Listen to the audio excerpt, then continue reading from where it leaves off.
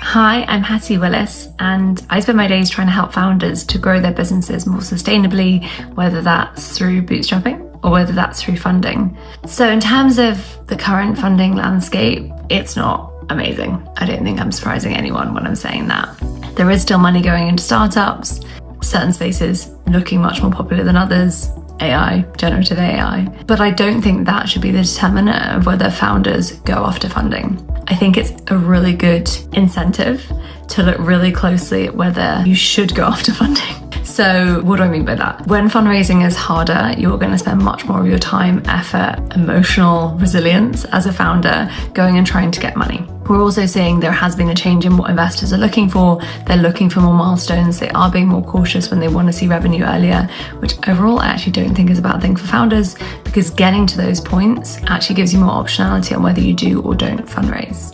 So I really want to come back to founders to asking the question of, is funding critical for your business? Is this the kind of business that requires a winner-takes-all market that is going to require you to capture market share very quickly? Are there competitors who have got a lot of funding, and that is going to fundamentally determine whether or not you can play in the space if you can't get similar funding? Also, as a founder, what's your personal position and your personal appetite for a growth trajectory that is exponential, which you're going to need if you're going to go after venture backing? And by the way, there's not a right or wrong there. You're not less of a founder if you actually want more of a lifestyle business. It's become a dirty word. I don't think it should be. So my take on the funding ecosystem right now and what I see changing, I think in 2025 we're still going to see this attitude towards wanting more proof points from investors in order to back a company. So if you're a first-time founder, I would really try and go after proof of demand. That is going to help you negotiate your funding round. It's also going to give you optionality on whether actually you need funding right now or whether you can get further and give yourself that optionality of maybe bootstrapping as well.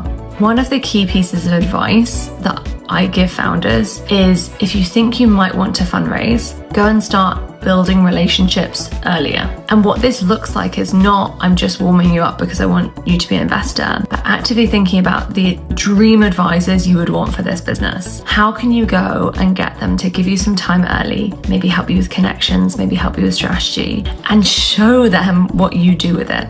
So that if down the line you want to take investment, you've already proven what you do and how much that multiplies the value they gave you. That is so compelling for an investor to want to introduce you to others, to want to put money in themselves. But critically, hopefully, that advice has also allowed you to test, are they an investor you want?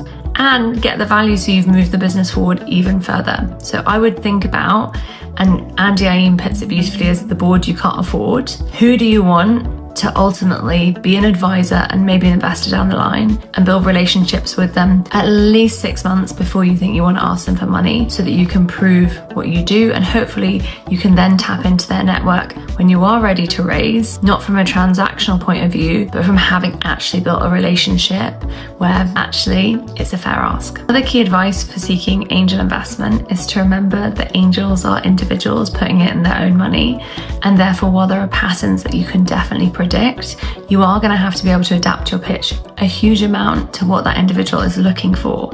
Are they someone who's paying it forward because they had a startup in this space and they know a ton about the environment, and therefore you're not going to actually need to explain the problem in as much depth? Or are they someone who maybe has deep skills in a certain aspect of the business that's transferable, but they don't know your market as well, and you're going to have to really bring it to life for them before they can get excited about being part of the solution? So adapt to your market is a critical thing that I see founders fail to do.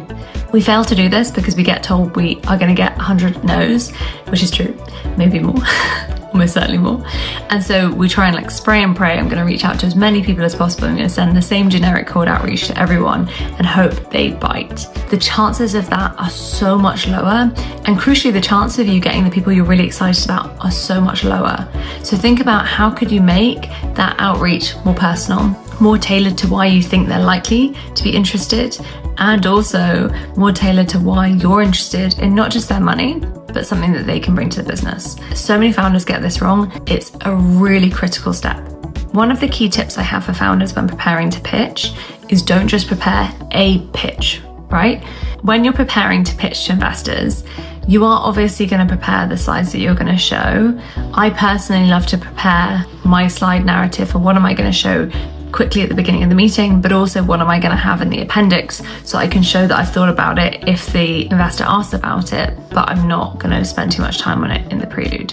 But that said, one big mistake I see founders make is they've practiced that pitch and then the investor wants to ask a question, or actually they've read the pitch deck in advance and actually they want to go straight into a conversation. And that throws so many founders because they've practiced it only in one format. Investors need to be able to see that you know this inside out and that actually you can talk about it from different angles.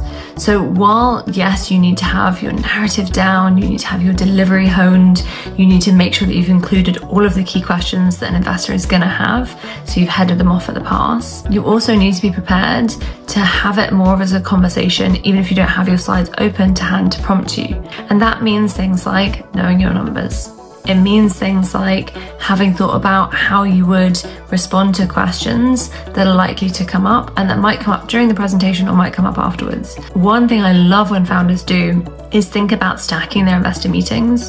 So scheduling some early that they're not as excited by that investor, so you can use it as a bit of a warm up. It's not critical if you get them. And then starting to create a bank of FAQs that you're frequently getting asked by those investors. You might not put them all in your main pitch. Some of them you might realize actually mean you need to iterate your main pitch. You might also use them as a ready bank so that you can prepare some great fluid, off-the-cuff answers, but that are actually going to represent what you want to in that meeting and not leave you thrown if an investor doesn't want to run it the way you have prepared to run it. So one of the other things that I wish founders would ask themselves more is, based on where we are now, is the best investment of my time really fundraising? Do I have the proof points I need to convince investors? Or would a more efficient use of my time actually be to go and get proof around demand, early sales, pre-sales, early users referring other users, these beautiful things that start to convince an investor that it's not just an idea in your head that they have to trust, there's actually some data behind it